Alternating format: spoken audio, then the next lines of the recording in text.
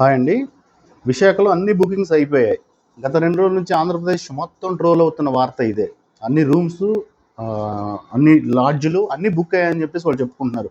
మరి ఇవాళ గూగుల్ తల్లి ఉంది. మనం ఏ సమాచారం తెలుసుకోవాలన్నా, ఎక్కడి నుంచి తెలుసుకోవాలన్నా కూడా క్షణాల్లో తెలుసుకోవచ్చు కదా!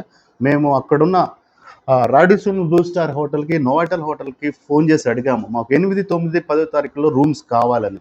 వాళ్ళు వెంటనే సమాధానం చెప్పారు. మీకు ఎన్ని రూమ్స్ కావాలి? మీ ఆధార్ కార్డ్ జిరాక్స్ పంపించండి. ఫోన్‌పే అమౌంట్ చేయండి. మేము టికెట్స్ బుక్ చేసి మీకు వాట్సాప్‌లో పెడతామన్నారు. మరి అదే విధంగా బస్సులన్నీ ఫిలప్ అయిపోయాయి. డబల్ రేటుకి కూడా వచ్చే పరిస్థితి లేదని అన్నారు.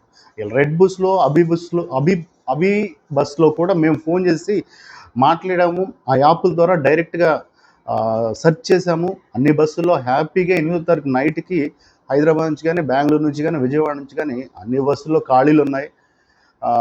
అలాగే ఫ్లైట్‌లో కూడా చూసుకోండి. ఫ్లైట్‌లో కూడా అన్ని ఖాళీలు ఉన్నాయి. కేవలం రూ. 2000కే హైదరాబాద్ నుంచి వైజాగ్ కూడా ఇవాళ అవకాశం ఉంది.